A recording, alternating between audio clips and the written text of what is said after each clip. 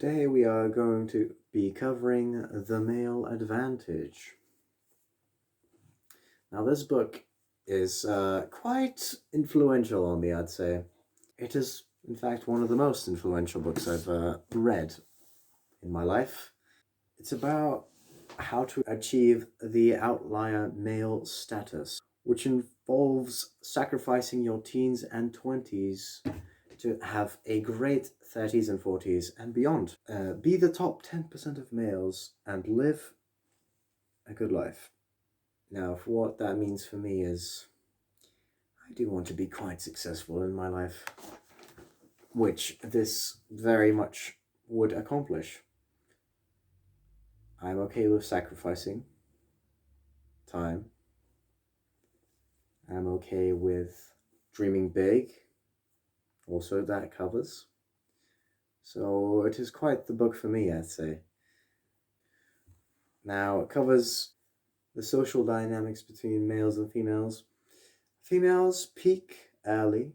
They peak right after, I'd say, 16, all the way to late 20s, such as 28.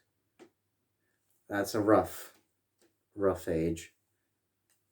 And then males peak in value between about 27 to 35 or 38, around there. It can be as late as 45. So as a man, we do have that. As men, we do have that, sorry. It also talks about the sexual marketplace value. I did cover that just now, but I didn't use SMV as the point of comparison there. The person who made this book, Kris Sturmey, he has a YouTube channel. I quite enjoy watching the videos. They are very informative, inspirational, quite fun to watch, and he does cover quite a few topics from this book in slightly different ways compared to the book. Now, he said in one of his videos that he sprinkled nuggets of wisdom in every chapter in this book, and I have to say I agree with that message. There's quite a few things you could learn in every chapter, and it doesn't do filler like, as he said, in towards the later end of the book, where the author's just waffling on, trying to drive in the same point over and over again. So yeah, it's a I wouldn't say consistent quality, but there is high quality all throughout in the book. It's fun and short to read. It doesn't waste your time. There's constant value. What more can you ask for? And I would recommend, if you ever get this book, to reread it quite a few times, just to make sure you comprehend what he's on about, because of the shortness and briefness. It is quite dense. I'll give you an example. Don't chase upgrade. Don't chase what you want. Upgrade until what you want chases you. Now, an example I could give of this is, don't chase women. Upgrade yourself enough so that women chase you.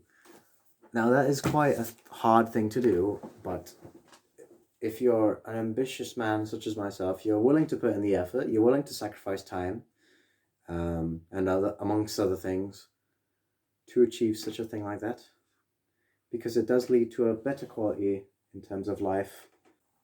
So in order to upgrade yourself to women, you would have to try to get a better body by going to the gym, or getting a better style, maybe a better personality, and by doing that, you would have to do that by like taking up more hobbies, trying new things, trying various challenges.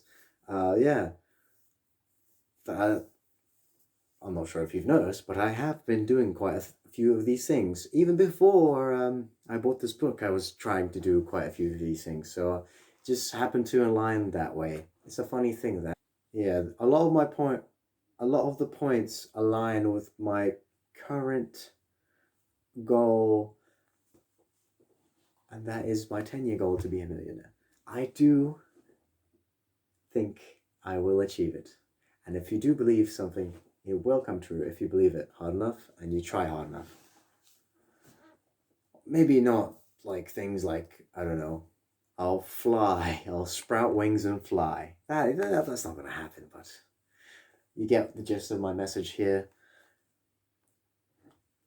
Maybe I'm preaching to the choir here, depending on the audience I have gathered now, but it needs to be stated.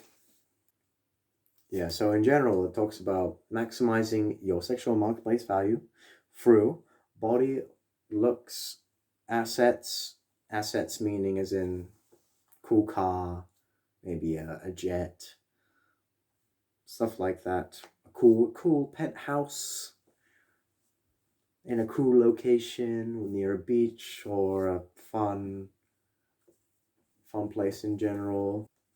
Maximizing your personality through doing various things, being a certain way, having a cool lifestyle. It also, in general, preaches delayed gratification, as it makes sense for men because as a man you peak much later in life, so if you're willing to put in the work you will get a lot more when you reach around 30. And this value as a man, you're not given value as a man, you have to earn it. We are not, as to be a man you must achieve. A woman, you just exist. You're 18. Yeah, you're a woman. You can make babies. Man, you must go out and conquer the world. Basically, it is what it is. It isn't fair. Well, nothing is fair really in life. But hey, if you're not embracing it, what are you doing?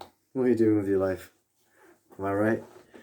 Yes, I would recommend it to my friends. Now that I've read out the points I've made and stuff like that, I'm not sure if everyone will be so receptive to the message. Uh, I don't think it's a political message per se. I just think some of my friends might be offended, and I don't think the author intended for this to be like an offensive thing. It's just like an inherently seemingly unfair topic in a way, but I don't think that should be like, that doesn't mean we should withhold information on how to be better men.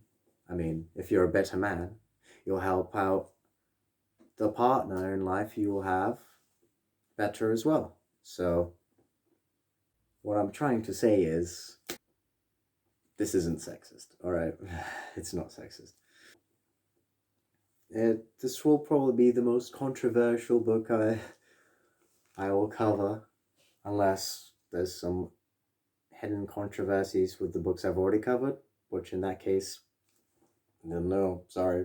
The note there were controversies on those books. Jeez,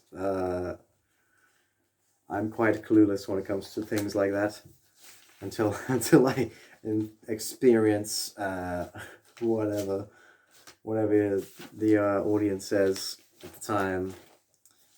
Goodbye.